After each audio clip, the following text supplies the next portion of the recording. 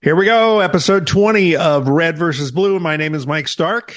And I'm Keith Curry. And we're back with another wrap-up of the week and a look forward at the next week in politics.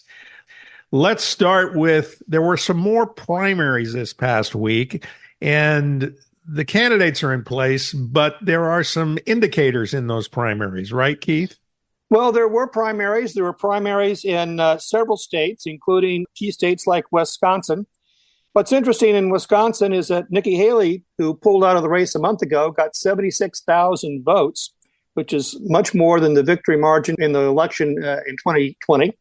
And 499,000 fewer Republicans voted in the Wisconsin primary this year than voted in 2016.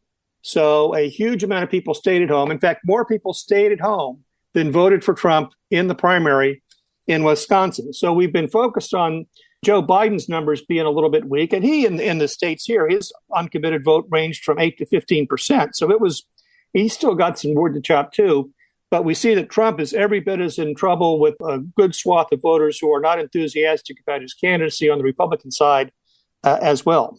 So, again, we've talked about this before. There's just a ton of apathy in this upcoming election on both sides. It's not only apathy, it's angst. It's people say, why in the world did our political system fail us and give us these two choices? The majority of Republicans are for Trump, the majority of Democrats are for Biden, but there are significant portions of each party that don't like their nominee and don't like the other guy's nominee and are very displeased that this is the choice that America is going to have. There was this no label party, and they have decided not to run a candidate, right? They have. No Labels was a coalition of Republicans and Democrats. And they had some very significant people. Christy Todd Whitman, Pat McCrory, the former Republican governor of North Carolina. Joe Manchin was involved with them for a while. But their whole thing was they did not want to nominate a candidate who was going to ultimately help Donald Trump.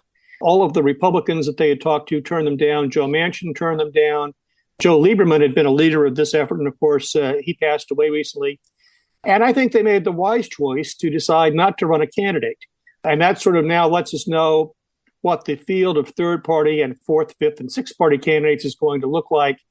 That is going to be a significant factor in this election because it's very close in those key states. And any votes that these candidates take are going to impact the result. Let's talk for a second about the polls, because the polls have Trump leading everywhere. Is that a factor, or is it too early to call? What do you see in that? Well, it's too early to call, but it is a big flashing red light danger sign for Joe Biden that he is trailing as badly as he is. But there's other indicators too. Democratic registration is off. There's 53,000 fewer Democrats in Nevada than there was the last time. Republican registration is closing in Pennsylvania. So there's a lot of red lights flashing for Joe Biden. One commentator said if Biden loses, it's going to be because of Gaza. And you see him now running a hasty retreat away from Netanyahu and the Israelis, which will have, I think, very detrimental implications for American foreign policy and for Israel's security, because he's in no man's land. His base is not nailed down. He's not appealing to people in the middle. He's sort of stuck. Now, he's got the financial resources, and he's beginning to run media. So far, it hasn't been particularly effective. He's opening offices, 50 offices in Michigan. So he's doing the kind of mechanical things he's going to need to do to turn out the votes. But he's got to motivate young people, and he's got to figure out how to reach voters in the middle, the Haley voters, the independent voters, and he's not doing that. Today, we had a great employment number, except if you're black, because black unemployment really sort of skyrocketed. And that's not a good thing for him either, because he is losing record numbers of blacks and Hispanics, more so than any previous Democratic candidates. So there's still time for Biden to get his house in order, but it's a very strong warning signal. Again, there's two candidates nobody in America likes, but if the election were held today, Trump would win, and that's where we are. Yeah, and Trump doesn't have the money, but he has the help of the Chinese and the Russians. Tell us about that. Well, in this now era of AI and the new era of, bots and manipulating of social media, we saw the Russians try it last time. It's not new. The Germans tried it in 1940 to influence American elections. So it's been around a while, but now it's so technologically advanced that you're seeing Chinese bloggers and cyber warfare efforts that are promoting Trump, that are attacking Biden. Same with the Russians, which has sort of always been the case. Now, some people will say the Chinese prefer Biden because he's at least predictable, and Trump, you never know what you're going to get on any given day or any given hour. But I think they prefer a president who is weak, and they prefer a president who can so easily be manipulated by appeals to his ego. And so you're seeing both Chinese cyber warriors and Russian cyber warriors now enter cyberspace to attack Biden and to support Trump, which should be a real wake up to any Republican out there. Sure, absolutely. We talked about this last week, and I think it's important to bring it up again. There is a congressional election in California that at the time we talked about it, there was 8 votes difference in the vote count between the candidates. That has changed, right? It has changed. Now, the candidates who are vying for positions 2 and 3 to go into the runoff are tied. Each of them has 30,249 votes. So the guy who finished first had been the mayor of San Jose, a Democratic assemblyman, and a Democratic county supervisor who had been a state senator, are all now going to advance to the election in the fall. Interesting to note, 262,000 people in that district did not vote. And what does that mean? Well, now that you've got 3 Democrats in the fall, it means that the 25 or 30% of the district that are Republican or conservative play a disproportionate role in determining who the elected congressman is going to be. So you could have a pretty mainstream Democrat district end up with a more conservative candidate. Now, that won't last for long because that candidate will adjust to his district once he wins.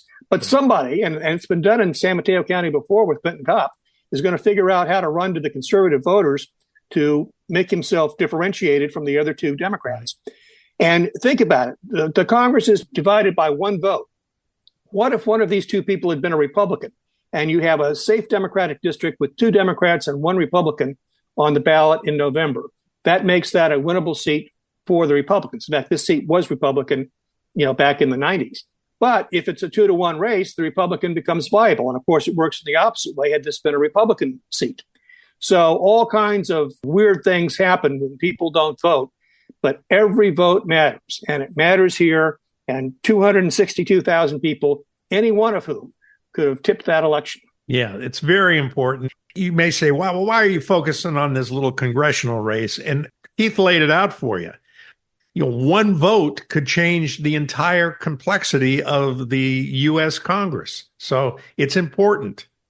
Absolutely. Okay, so let's talk about the Congress. A couple things going on in there. The Biden impeachment thing is pretty much done, right? They've thrown in the towel on the impeachment. They're going to make criminal referrals, hoping that there is a Trump Justice Department to pick them up and harass Biden for the 4 years of a Republican administration. But they have figured out that after all of the hearings, that they have nothing on the president that rises to the level of an impeachable offense. And we should credit the Republicans who in the caucus meeting sit there and say, you got nothing. And, we're not going to waste our time doing this.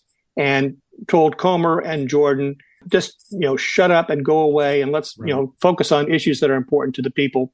So a little bit of wisdom came out of there. There may have been something, but Comer and Jordan were not the 2 people to get it. I call them the Keystone Cops, the Inspector Clouseaus of Congress.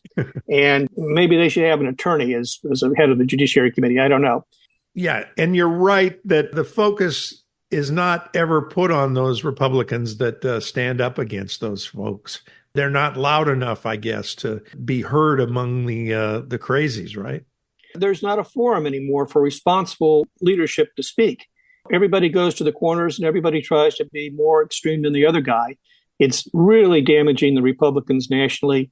I can only imagine what those caucus meetings are like. And that's why none of them wanted to go to the retreat with each other because they just don't like each other because of this kind of stuff. And speaking of not liking each other, Speaker Johnson and MTG are at it again. Well, if you're defined by your enemies, Johnson had a good week because he's got MTG on his case. She is, for whatever reason, maybe it's Soviet misinformation, has sided with the Russians against Ukraine and thinks that's the hill to die on to prove you're a conservative. It really simply is the hill to prove that you're a Russian lackey. And Johnson, to his credit, has finally figured out that he's on the wrong side of history and the wrong side of freedom. on this issue, and he is now desperately trying to find a way, either through a discharge petition or through tying this to some kind of border bill or Israel or something else, to finesse this aid to get it on the floor and get it passed. Because there are plenty of Republicans in the caucus who will vote for it. MTG speaks for a significant minority or a small minority of the caucus. So that's where they are with that. She's threatened because they allow one member to call a vote on the speaker. I believe Hakeem Jeffries has basically told Johnson, listen, if you're going to move the Ukraine bill, we'll have your back on the speaker vote. That's a degree of statesmanship on the part of Jeffries and a degree of statesmanship on the part of Johnson to take him up on. And that's where government should be all the time. But yes, lately that's not happening. So yes, indeed.